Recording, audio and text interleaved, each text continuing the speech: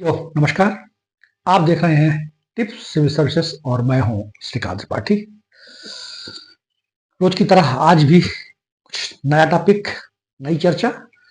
और चर्चा में है त्रिभाषा फार्मूला। भाषा भाषा संचार का एक महत्वपूर्ण माध्यम है। भाषाओं के द्वारा हम अपने विचारों और अभिव्यक्तियों का आदान प्रदान करते हैं। और भारत जैसे विशाल देश में बहुभाषा भाषी देश है। यहाँ विविध प्रकार की संस्कृतियां और विविध प्रकार की भाषाएं हैं। प्राचीन काल से ही भारत में विकास, भाषाओं का विभिन्न तरीके से विकास हुआ। संस्कृत जैसे प्राचीन भाषाएं रहीं, इसके बाद पाली और प्राकृतिक भाषाएं आई।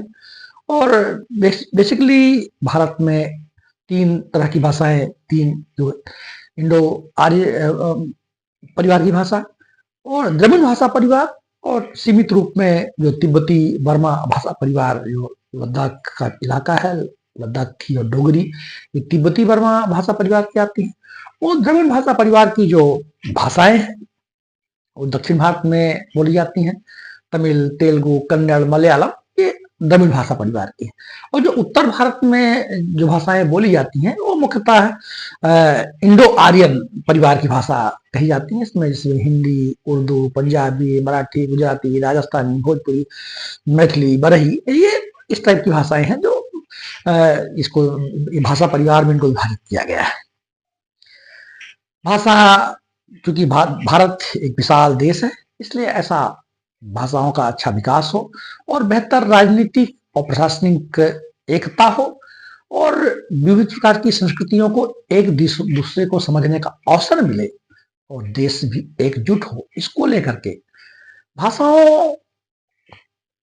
भाषाओं की संवैधानिक स्थिति भी स्पष्ट की गई और भाषाओं के लिए त्रिभाषा फार्मूला लेके भी आया गया, जिसका मुख्य उद्देश्य छात्रों को बहुभाषी बनाना, राष्ट्रीय स्तर पर संचार में सुधार करना और भाषाई सद्भाव को बढ़ाना।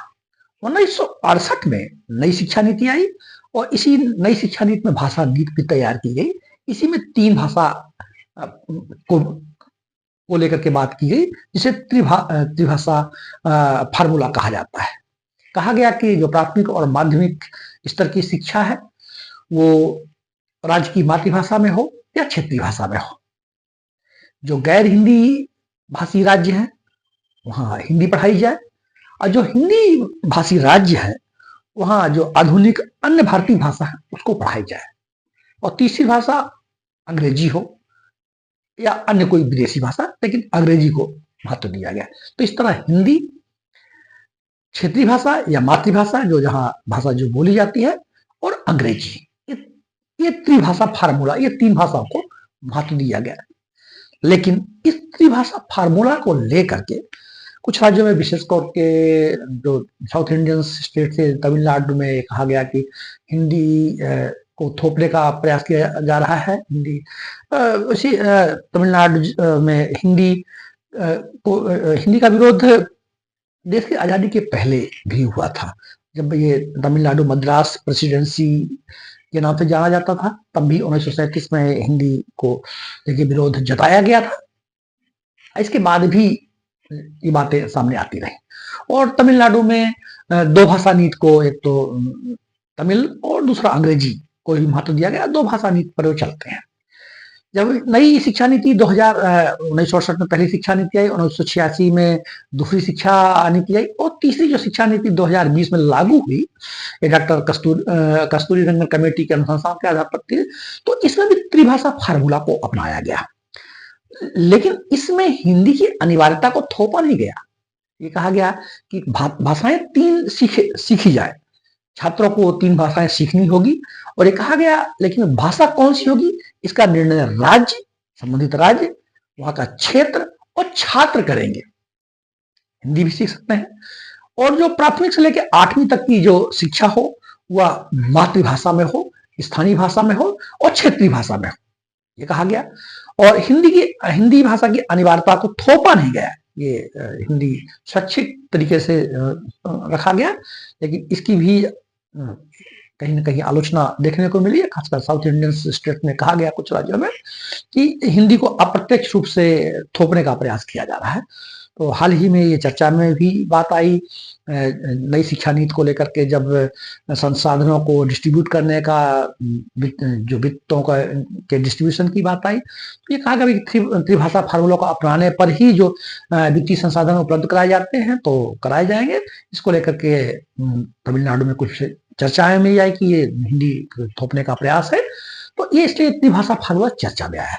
त्रिभाषा फार्मूला चर्चा में आने से हमने ये भाषाओं की बात की कि ये त्रिभाषा फार्मूला बेसिकली क्षेत्रीय भाषा, हिंदी और अंग्रेजी ऐसी 3 भाषाएं लेके चले। लेकिन जब नई शिक्षा नीति आई उसमें थोड़ा ये शिथिलता बरती गई कि हिंदी की अनिवार्यता को खत्म कर दिया गया और कहा गया कि वहाँ के राज्य और वहाँ के छात्र खुद डिसाइड कर लेंगे वो कौन सी भाषा सीखेंगे, लेकिन 3 भाषा सीखना होगा।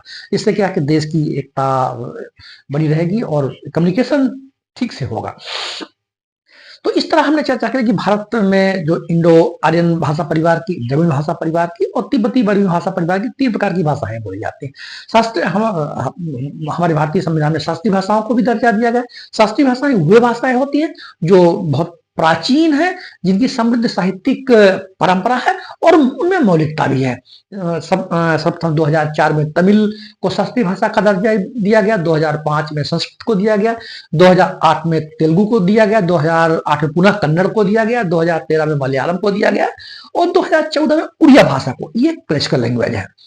संविधान की 8वीं अनुसूची में जब देश के आजाद संविधान लागू हुआ, देश की आजादी के पश्चात 1950 में संविधान की 8वीं अनुसूची जो 8वीं अनुसूची में 14 भाषाएं थी, लेकिन वर्तमान में 22 भाषाएं। भाषाएं कौन कौन सी है उनको आप थोड़ा सा याद कर लीजिएगा।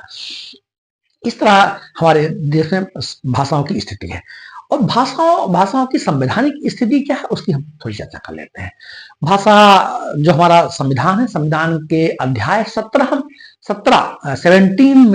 में भाषा के संबंध में बात की गई है। वो संविधान के अनुच्छेद 343 से 343 343 से 341 तक, मतलब 343 से 351 जो अध्याय 17 है, ये पूरा भाषाओं के संबंध में है, जिसमें संघ के संबंध में भाषाओं की चर्चा की गई, राज्यों के संबंध में भाषाओं की चर्चा की गई, न्यायालय और विधायिका में भाषा की स्थिति क्या होगी। अब भाषाओं के लिए कुछ विशेष प्रावधान किए गए, इसकी चर्चा हम अनुच्छेद के अनुसार अनुक्रम में कर लेते हैं। संघ के संबंध में 2 अनुच्छेद है, 343 और 344। 343 में कहा गया कि जो संघ की राजकीय भाषा होगी, ऑफिशियल लैंग्वेज होगी, ऑफिशियल लैंग्वेज वह हिंदी होगी और लिपि देवनागरी होगी। ये 343 में बात की गई और ये कहा गया कि अंग्रेजी को 15 वर्षों तक, 1950 में हमारा संविधान लागू हुआ तो 1950 से 1965 तक अंग्रेजी सहायक ऑफिशियल लैंग्वेज के रूप में रहेगी। बाद में भी इसे जारी रखा जा सकता है। ये 343 में हो गया। अनुच्छेद 344 में कहा गया था कि संसद एक भाषा आयोग का गठन करेगा और आधिकारिक भाषा समिति गठित करने का अधिकार जो होगा वो पार्लियामेंट का होगा। भाषा आयोग या आधिकारिक भाषा समिति गठित करने का अधिकार पार्लियामेंट का। 344। फिर 345 से लेकर 347 तक राज्यों में जो भाषा की स्थिति क्या होगी, तो अनुच्छेद 345 से 347, 345 से 347 तक इसमें राज्यों की स्थिति के संबंध में कि राज्य जो हमारे स्टेट्स हैं उनकी स्थिति। तो ये कहा गया है 345 में कहा गया कि राज्य अपनी राजकीय भाषा स्वयं तय कर सकते हैं। प्रत्येक स्टेट की अपनी क्षेत्रीय भाषा है। तमिलनाडु में तमिल है, मलयालम केरल में मलयालम है और हिंदी भाषी राज्यों में हिंदी बोली जाती है और राजस्थान गुजरात में अपनी क्षेत्रीय भाषाएं भी हैं। तो 345 में कहा गया कि राज्य अपनी राजकीय भाषा तय कर सकते हैं। राज्य सरकारें हिंदी या अन्य कोई भी क्षेत्रीय भाषा अपना सकती हैं। ये 345 में कहा गया।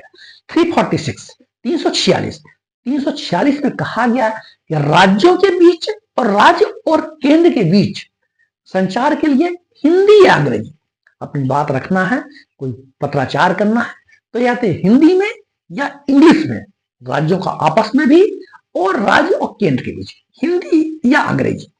ये 346 में कहा गया।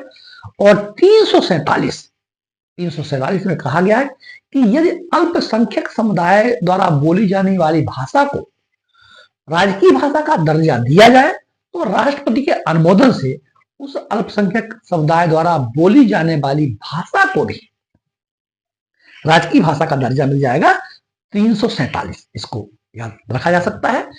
फिर जो अगला खंड है, इसका तीसरा खंड है जो न्यायालय और विधायिका से संबंधित है। न्यायालय और विधायिका में भाषाओं की स्थिति क्या होगी। इसमें अनुच्छेद 348 से 349, 348 और 349। अनुच्छेद 348 में कहा गया है 348 कि सुप्रीम कोर्ट व हाई कोर्ट जो कार्यवाहियां होगी वह अंग्रेजी में होगी। सुप्रीम कोर्ट और हाई कोर्ट की कार्रवाई, हालांकि इसमें शिथिलता बरत दी गई है, लेकिन जो मूल रूप से संविधान का 348 है वो यही था। दूसरी बात, पार्लियामेंट के लिए कहा गया है कि जो पार्लियामेंट के बिल माने विधेयक और एक्ट बनेंगे वो उनकी जो आधिकारिक पठनी भाषा होगी, पढ़ने वाली भाषा होगी, वह अंग्रेजी में होगी, उसका हिंदी रूपांतरण किया जाएगा। तो 348। फिर 349, संसद कोई नया भाषा कानून बनाने से पहले, अगर संसद कोई भाषा को लेकर कोई कानून बनाता है तो कानून बनाने से पहले राष्ट्रपति की अनुमोदन पार्लियामेंट को कराना होगा। राष्ट्रपति के पूर्व अनुमोदन से संसद कोई नया भाषा कानून ला सकते हैं। तो 349 में बात आ गई।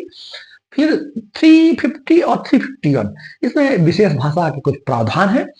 350 कहता है कि किसी भी व्यक्ति को अपनी भाषा में, कोई व्यक्ति अपनी भाषा में सरकार को आवेदन अपनी भाषा में दे सकता है, जो जिस भाषा का बोलता है, जिस भाषी क्षेत्र का रहने वाला है। कोई हिंदी भाषी का है तो हिंदी में, कोई कन्नड़ बोलता है तो कन्नड़ में, कोई तमिल बोलता है तो तमिल में, कोई राजस्थानी, मराठी, तो अपनी भाषा में आवेदन केंद्र सरकार को दे सकता है। अनुच्छेद 350। 350A बहुत महत्वपूर्ण है, इसको ये परीक्षाओं में भी आता है, हमको याद रखिए। 350A, प्राथमिक शिक्षा मातृभाषा में होगी। प्रत्येक राज्य की अपनी मातृभाषा है, तो जो प्राथमिक शिक्षा होगी सामान्य तौर पर 1ली से 5वीं तक प्राथमिक शिक्षा मानी जाती है। तो ये जो प्राथमिक शिक्षा होगी वह मातृभाषा में दी जानी चाहिए। मातृभाषा को प्राथमिकता दी जाएगी। विशेषकर अल्पसंख्यक भाषाओं के, जहाँ अल्पसंख्यक समुदाय के लोग हैं, उनकी मातृभाषा में शिक्षा दी जाए, यह 350A कहता है। 350B कहता है कि राष्ट्रपति एक विशेष अधिकारी, भाषा अधिकारी की नियुक्त करेंगे जो भाषाई अल्पसंख्यक, हमारे देश में जो अल्पसंख्यक भाषा समुदाय के लोग हैं तो उनकी भाषाई रक्षा करने का जो अधिकार है, तो एक अधिकारी की नियुक्त करेंगे जो उनकी भाषा की सुरक्षा प्रदान करेंगे। यह 350B में है, भाषाई अल्पसंख्यक अधिकारी की नियुक्ति। 351, केंद्र सरकार को हिंदी भाषा को बढ़ावा देने और इसे समृद्ध करने की जिम्मेदारी केंद्र सरकार को दी गई है। तो इस तरह हमारे हिंदी के संबंध में ये कंप्लीट एक अध्याय हो गया, जो आप संविधान भाषा की जो संवैधानिक स्थिति है, शास्त्रीय भाषाएं हैं, 22 जो अनुसूचियां, 8वीं अनुसूची में जो 22 भाषाएं हैं, और जो त्रिभाषा फार्मूला लेकर के, त्रिभाषा फार्मूला क्या है और इसमें विवाद क्या है। तो इतनी 4-5 मुख्य बिंदु हैं। इनको मोटे मोटे तौर पे आप याद रख लेंगे तो एक बेहतर तरीके से अपनी आप परीक्षा को में जो वनडे एग्जाम हो या कोई आप मेंस का लिखित परीक्षा आप लिख रहे हो, तो इतनी आपको कंटेंट याद रखना पड़ेगा कि भाषा की संवैधानिक स्थिति क्या है, शास्त्रीय भाषाएं क्या है, त्रिभाषा फार्मूला क्या है और विवाद क्या है। तो इतनी चीज अगर आप याद रख लेते हैं तो एक बेहतर तरीके से हर समय हर वक्त आप अपने उत्तर को बेहतर तरीके से आप बना सकते हैं और कम्युनिकेट कर सकते हैं और अपने ज्ञान को भी बढ़ा सकते हैं। जय हिंद, जय भारत।